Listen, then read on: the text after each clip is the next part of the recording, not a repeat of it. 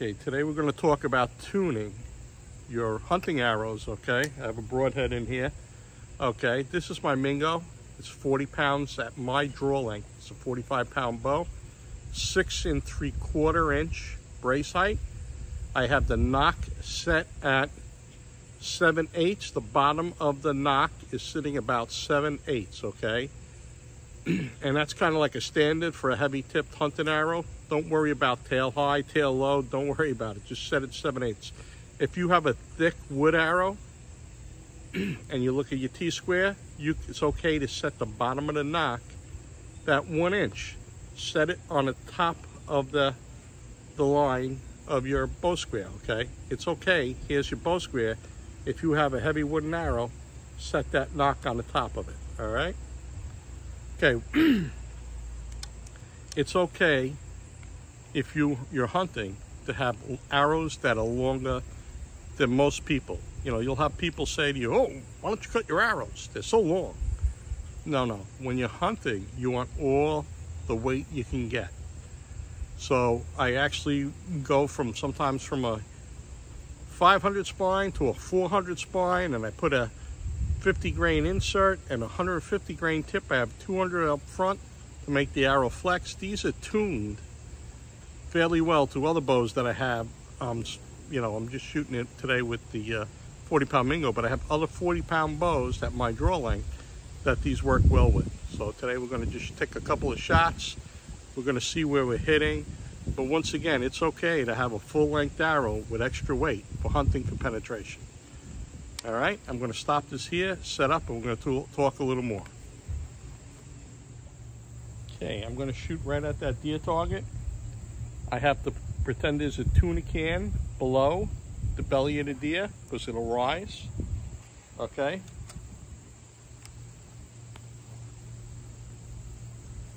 Let's take a shot, see what happens. We're at 10 yards.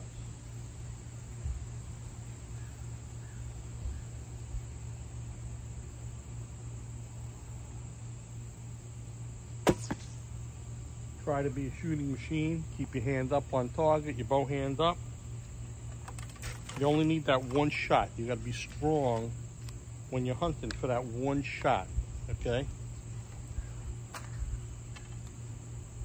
So if you practice, take a couple of shots. If you start to get tired, put it away.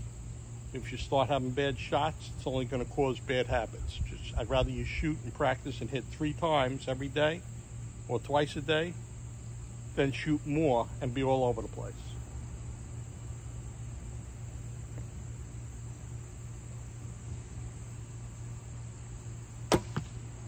Okay, now let's go check it out. The one thing that you don't want to worry about is the tail high or tail low, because I got 200 grains of point and arrow up front, okay? So I don't care, all right? We're gonna go down, check it out.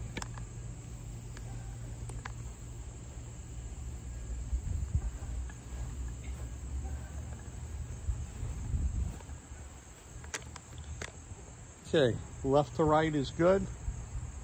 I'm not really concerned about the bear shaft being higher, okay? What we're going to do is now we're going to switch. We're going to shoot a fletch shaft with a field point and a broadhead, okay, and see what happens. Okay, we're going to shoot a fletch shaft with a field point, 150 grains, and we're going to shoot an actual broadhead, okay, 150 grains. What I like to do is I'll shoot the broadhead first so I don't cut the feathers off of the field point arrow, okay? So we're going to shoot that first. You saw that the bear shaft was high, all right? And normally you'd raise the nock, but this is set at 7/8. And I'm not going to raise the nock anymore. I'm not going to do it. I have 200 grains up front, and that's a lot of weight. So I kind of know on all the hunting bows, I set it 7/8. If you have a really thick wooden arrow, you can set a little higher, set it at that 1 inch mark on the top of the square, at the bottom of the crimp on the top of the square. All right, but you're not gonna, don't raise the nock height if you're using a hunting arrow, and that bear shaft went high, okay?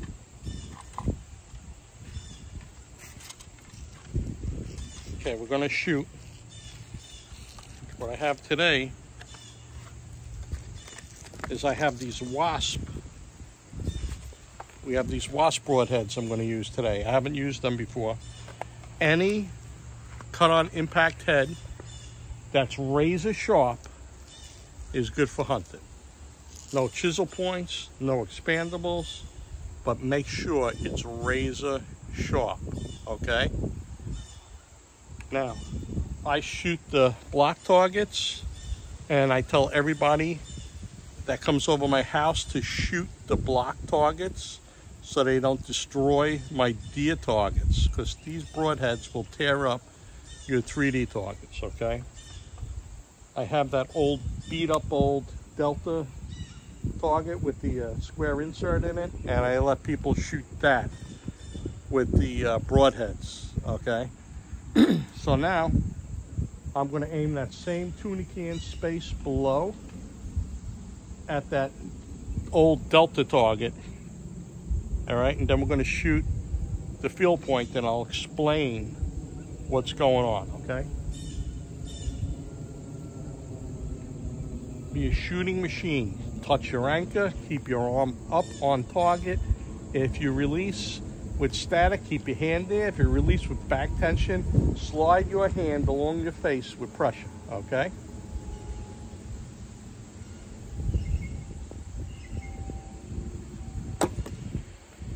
Okay, that pretty much went where I was looking.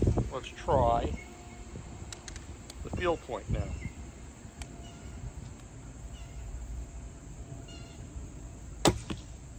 Okay, they're just about touching arrows. And I gotta be honest with you, that's good enough for me, okay? That's good enough for me. So what we're gonna do now is we're gonna practice, and I'll kind of tell you, you know, because it's gonna be 10, 15, and 20, where I'm holding the point, okay? And I'm gonna discuss a couple of other things with you, all right? Let me get the arrows and we'll talk some more. Okay, I put out a new target that was given to me years ago, because that Delta target is really going to fall apart, that one in the bottom, all right? So what we're going to do here now is try and shoot that deer target, and I'm going to see how high it goes by just touching the belly of the deer behind the front leg. Okay, let's check it out. This is 15 yards.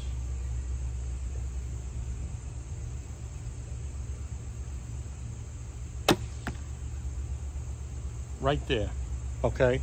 So that's it. At 15 yards, is touch the belly, okay? I'm glad I got that new target. When I pulled out the arrow from the last time I shot, the whole thing was ready to fall apart, okay? So let's go to 20 and see what happens at 20. Okay, here we are at 20 yards, the broadhead, and I just want to be clear. These arrows I shoot with my other 40-pound bow, so it's not like I'm just randomly guessing, okay, this could be the point on. It's similar to the other bows, so 20 yards should be the point on. So let's give it a shot and see how it flies, and then we'll do a little talking afterwards.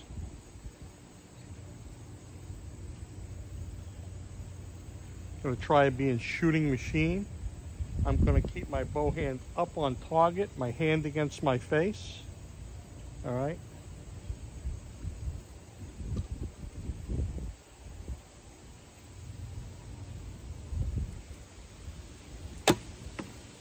Okay, there we are. It's good, it's right there. I went up the back of the leg and it hit above the back of the leg. Okay. I just want to mention one more thing is when guys go hunting, it's important that they don't peek. They don't drop their arm to watch the arrow hit the deer. When guys miss and they say, geez, I practice that range 20 yards all the time, and I missed, I don't understand it. I'll say, did you shoot under? And they go, yeah. I said, well, that's because you probably dropped your arm just enough to watch the arrow, trying to watch the arrow hit the deer.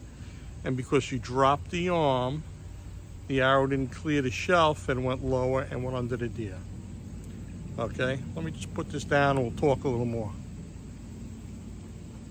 Did you ever see guys, they say, I shot the arrow, but I see like the arrow spiral down, okay? And I had that happen the other day. A friend came over, he says, I see the arrow spiral. Well, first of all, you shouldn't really see the arrow in flight. Maybe somebody else should see it if they're watching you, because you could be peeking. But if you're, let me show you, happen to draw this little diagram here, okay? When you shoot a handgun or a rifle, you want equal light on both sides with iron sights and the equal height. And there's something called the wobble zone. If your sights are aligned and you're wobbling back here, okay, and 50 yards down, you're still wobbling that little circle. So if you're wobbling in this circle back here, you're wobbling in that circle down there. So he said he saw the arrow spiral. So I said, okay, I don't care if it's spiral and it's hunting season, you're getting ready to go out. Come back at 10, shoot at 10. Again, he hit where he wanted to. I said, let's go to 15. He hit where he wanted to. He said, it's still spiral. And I said, I don't care, you're hitting where you want to. We went to 20, 25, we even went to 30. And he hit where he was looking.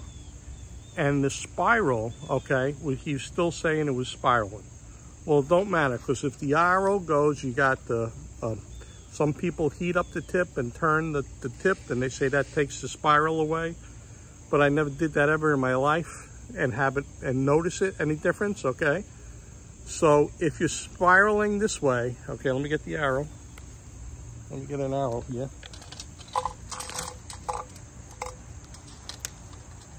If the arrow seems to be spiraling like this, and it's spiraling that little 2-inch area here, it's spiraling 2 inches down there and hitting, okay? He went out to 35 yards and was hitting. I says, don't worry about it. I says, you're gonna go out and you're gonna hit a deer every time. I says, and that's all you want. So that little spiral that he sees, that corkscrew, okay, there's things you could do. You could try heating up the tip, because we hot glue the inserts in. We never permanently glue inserts in, okay? So if we damage an arrow, we could heat it up and take the insert out, put a new insert in. All right, and we could adjust things. We can cut them shorter to make them stiffer. I use Circut hot glue, all right? So, all right, so I don't want to get off track here, but if you see that little spiral and you're hitting on target and it's hunting season, don't worry about it so much. When it comes to tuning, if you don't have good form, stick to whatever the chart says. And as far as knock height, like I said, 7/8. If you set it for 7/8, unless you got thick wood arrows and you make it 1 inch, set it and forget it. All I want you to do is practice. Okay, if your arrows are hitting left, okay, your arrows are hitting left, they're stiff. Okay, there's a couple things you could do. It's either stiff or you have a thick pad.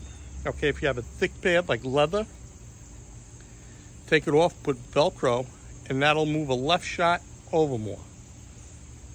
And then if you're still hitting left, and you notice when you come back and you're shooting, and it starts going left more and more and more, then you know that the arrow is definitely too stiff, and try throwing a 5-grain washer on. Okay, maybe a 10-grain washer if that don't work, and see what happens. You can only use two washers maximum, or else you kind of run out of thread, all right? So if it goes to the right, and you're constantly going to the right, you could pull off the pad, if it's like Velcro, and put a toothpick under it or whatever you need to make it impact where you're looking. Okay? And as you go back, if it keeps going right, like it's really weak, well then, if you were smart and you glued the inserts in with hot glue, you take them out, you cut off 1/4 of an inch of the arrow shaft, glue the insert back in, take a shot, and come back and see if that corrected it, all right? Because that'll stiffen it up. If you have an ILF, all you have to do is lower the pounds if you're shooting right. If you're shooting left and you can handle it, all right, you increase the pounds. If it's shooting stiff, you increase the pounds to weaken it. If you shoot right, okay, you loosen the pounds to stiffen it, all right? So that's really all I had to say. A couple of things is trust your shot, be a shooting machine, no peeking at the deer, keep your hand up and on target, be that shooting machine, and you'll get the deer. If you peek to watch the arrow hit and you shoot under, I told you what it was, okay? All right, good luck to you. Use tick spray, okay? You know, I had that Rocky Mountain spotted fever. I won't get into that, but it was a nightmare. Spray yourself good. This is early doe season where you're allowed to go in the woods and take a doe. It's like 90 degrees. The ticks are all over the place. It's infested. I refuse to go out early doe season. If you've got one or two areas that aren't like public, a little private spot for you to sneak in, and you see a buck on the camera, let's say, that's going in there, and you go and sweat up and stink out the area, and the buck catches you, like you might be able to take a shot at him, but you can't because it's doe season. And maybe he catches you up there. He ain't coming back or turning nocturnal. All right? It's just not a good thing, all right? So good luck to you. Get out and shoot. Watch my other videos.